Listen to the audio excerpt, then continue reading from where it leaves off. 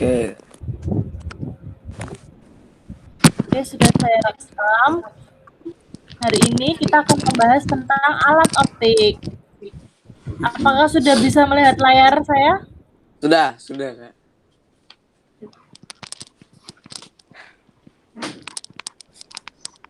Oke, kita mulai ya. Alat optik seperti yang sudah Ben tahu di kehidupan sehari-hari, alat optik itu ada macam-macam bentuknya, seperti mikroskop, ada kamera, ada kacamata, ada loop. Alat optik itu adalah alat-alat yang menggunakan lensa. Gitu Lensa. ya. Ya, lensa dalam prinsip kerjanya. Ada lensa cekung, ada lensa cembung, ada lensa rangkap, ada lensa datar gitu. Nah, Lensa. ini masuk masuk dalam materi kelas 8 kalian. Nanti juga dipakai di ujian akhir sekolah waktu kelas 9 juga masuk alat Masuk ya? optik. Masuk ya. Alat optik adalah alat yang menggunakan prinsip pemantulan dan pembiasan cahaya dalam kerjanya. Karena ada prinsip pemantulan dan pembiasan, maka menggunakan cermin dan lensa ya. Iya. Walaupun kebanyakan lensa, tapi cermin juga ada ternyata. Misalnya di dalam periskop, periskop itu kayak alat untuk meneropong ke permukaan laut digunakan dalam kapal selam. Namanya periskop, itu menggunakan cermin. Gitu. Cermin. Cermin datar. Jenis-jenis alat optik itu ada mata. Ternyata mata kita tuh termasuk alat optik ya, karena dia menerapkan prinsip pembiasan cahaya juga dalam lensa mata. Mata, kamera, loop, mikroskop, teleskop, proyektor. Nah, ini contohnya yang pertama ada mata. Ini bagian-bagian mata. Nah, di sini ada lensa mata ya, fokusnya di lensa ini, makanya ada penerapan alat optiknya di sini. Gitu. Next, ini bagian-bagian mata, fungsi-fungsinya seperti biologi. Biologi ya. Menerima dan meneruskan cahaya. Iris memberi warna pada mata, mengatur intensitas cahaya. Lensa membentuk bayangan benda. Nah, nanti Miss akan share juga PowerPoint ini. Iya, siap. Membentuk bayangan pada mata normal. Mata normal pembentukan bayangnya tepat pada retina. Jika dia di depan retina, maka fokusnya akan bergeser. Dia bisa minus. Kalau misalnya di belakang retina, dia bisa plus matanya. Miopi ini retina itu yang di belakang ini, lingkaran belakang ini retina, seperti di gambar nih retina nih garisnya nih. Jadi retina itu seperti bagian terpenting dalam mata. Nah ini kalau misalnya dia rabun jauh ya, jadi minus, mata minus biasanya anak-anak. Nah itu ketidakmampuan melihat benda yang letaknya jauh, maka harus menggunakan lensa cekung. Cekung. Nah ini ya ini cekung atau negatif, ini ada tulisannya di bawah. Dia itu terjadi ketika bayangan itu terbentuk di depan retina, tidak tepat di retina gitu. Makanya dia minus matanya seperti anak-anak SD, SMP, SMA gitu. Kebanyakan gadget juga bisa minus tuh ya. Iya, betul. Karena cahayanya ya, cahaya gadget itu kan Kuat nggak banget. baik ya. Ini juga apa, televisi juga, komputer juga, laptop juga, itu menyebabkan minus atau pergeseran bayangan benda yang tidak tepat jatuh pada retina mata. Nah, kalau misalnya yang selanjutnya itu ada rabun dekat. Wait.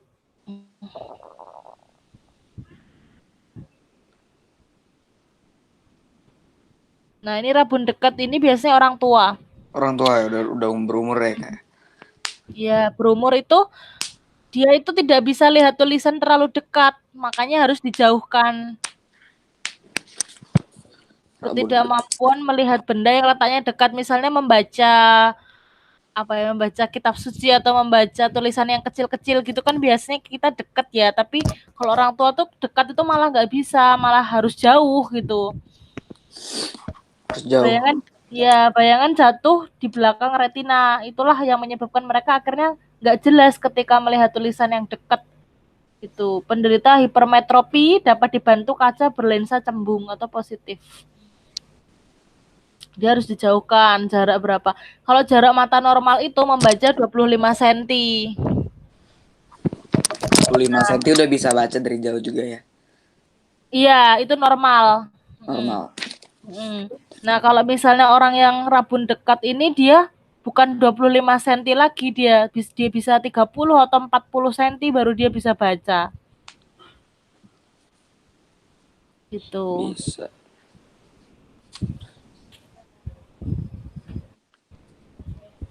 Lalu next. Presbiopi atau mata tua. Dapat dibantu kacamata berlensa rangkap, yaitu kacamata berlensa cekung di bagian atas dan lensa cembung di bagian bawah. Presbiopi ini gabungan ya, dia ada minusnya dan juga ada plusnya. Plus.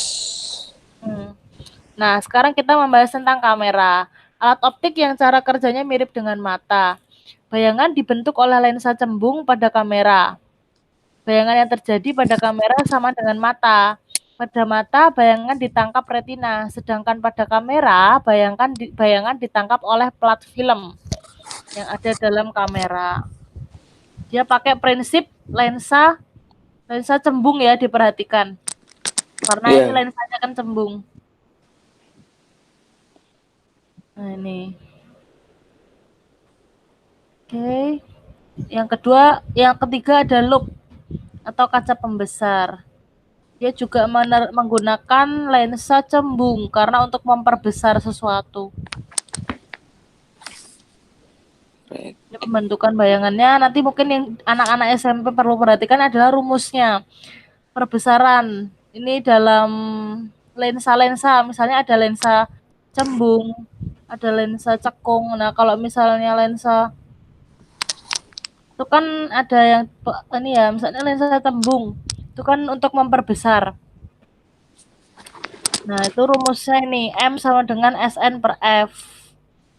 Ini ketika mata berakomodasi maksimum. Tapi kalau tidak yang M sama dengan SN per F plus 1 ini berakomodasi maksimum. Kalau yang tidak berakomodasi maksimum menggunakannya M sama dengan SN per F. SN ini nilainya 25 cm. Gambarnya seperti ini. SN 25 cm. Ya, gambarnya seperti ini. Jadi lensa tuh ada ini ya, cahaya sinar istimewa. Misalnya sinar datang lalu diteruskan menuju F. Nih, seperti yang pada kursor saya. Ini kayak gini. Itu bakal saya jelaskan lebih untuk sinar-sinar istimewa. Aku sambil catat nih Kak ya. Oke, boleh. Jadi cukup catat itunya aja dulu, alat-alat optiknya ada apa aja. Tadi pertama ada mata, kedua ada kamera. Mata tuh pakai lensa cembung, kamera lensa cembung, loop itu lensa cembung. Loop, apalagi tadi? Loop itu kaca pembesar. Kaca pembesar. Nih sifat bayangannya maya tegak diperbesar. Tuh. Lalu ada mikroskop, digunakan untuk melihat benda atau makhluk hidup yang ukurannya sangat kecil. Mikroskop juga menggunakan lensa, ini ada lensa cekung di atas dan lensa cembung di bawah. Gitu.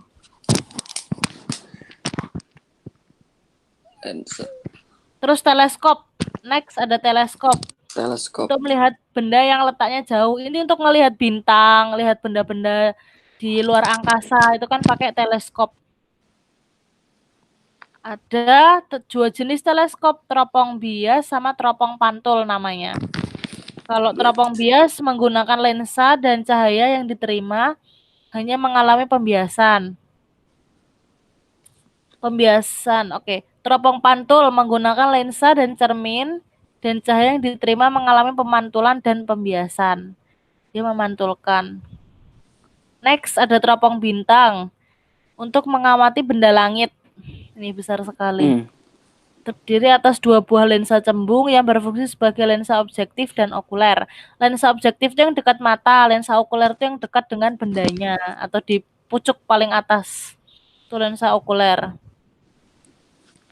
Nah, ini pembentukan bayangannya. Nah, ini ada sinar istimewa sih kalau pada ini ya, lensa. Jadi sinar datang akan dipantulkan. Sinar yang lurus akan dipantulkan ke atas, sinar yang ke bawah akan diluruskan. Mungkin agak bingung membentukan bayangan, kita next dulu ke teropong bumi. Nih, lanjutannya alat yang selanjutnya teropong bumi. Ini untuk mengamati benda di bumi tapi bukan di luar angkasa yang letaknya sangat jauh dari pengamat. Tapi tetap aja ya ada maksimum range-nya ya untuk mengamati berapa meter gitu. Pasti. Ini diperhatikan ada 3 lensa cembung, yaitu sebagai lensa objektif, okuler, dan pembalik. Pembalik itu di tengah. Gitu, lensa pembalik.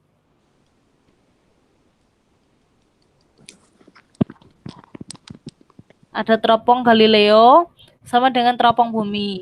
Ini Galileo menemukan cara untuk memperpendek ukuran teropong bumi dengan meniadakan lensa pembalik dan mengganti lensa okuler dari lensa cembung menjadi lensa cekung. Nah, ini namanya teropong Galileo, jadi lebih pendek ukurannya daripada teropong bumi.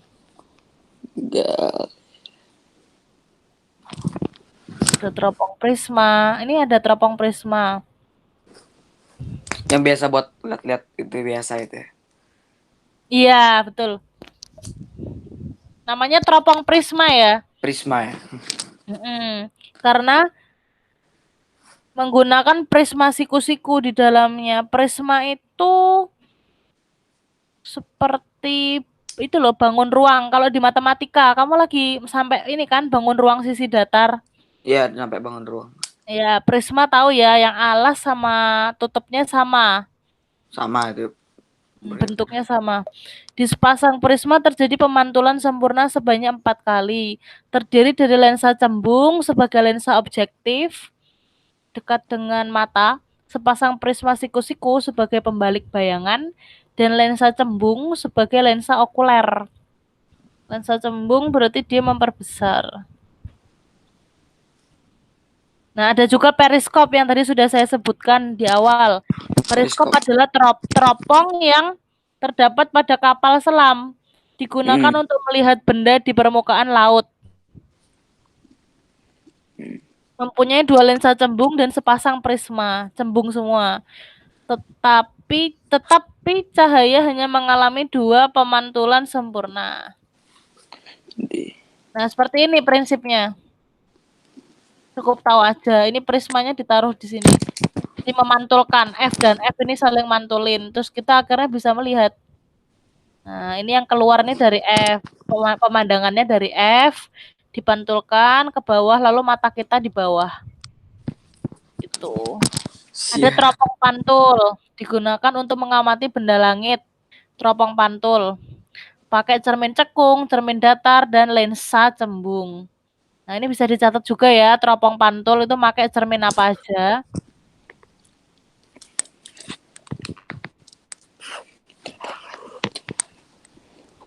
Oke. Nah, ini ada proyektor. Proyektor tuh juga termasuk alat optik.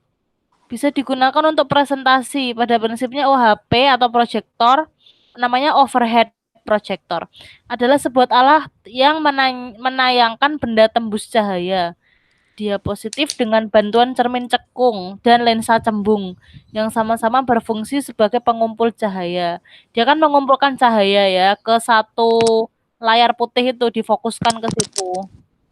Yang biasa dipakai untuk mau presentasi. Ya, betul.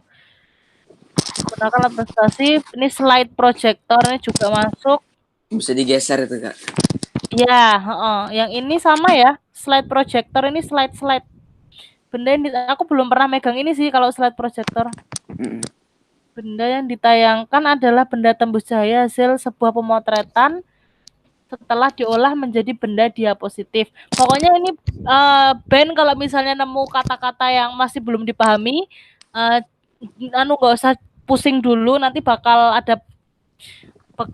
lebih jelas lagi di next meeting. Ini sekedar tahu alat-alat optik aja gitu. Oke. Nah, udah sih dari saya hari ini itu tentang alat optik. Oh, Siap. Marvel ikut ya. Halo Marvel, selamat bergabung. Kita udah selesai. Ini udah mau jam 2 pas. Udah mau jam Hari ini 2 pas. udah mau jam 2. Hari ini kita bahas tentang itu tadi ya, alat Alat optik. optik. Jadi ada beberapa macam-macam alat-alat optik